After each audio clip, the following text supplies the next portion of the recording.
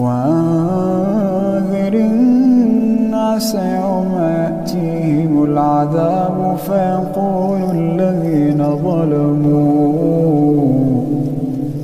فيقول الذين ظلموا ربنا أخرنا إلى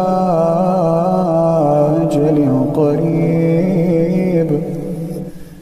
نجب دعوتك ونتبع الرسل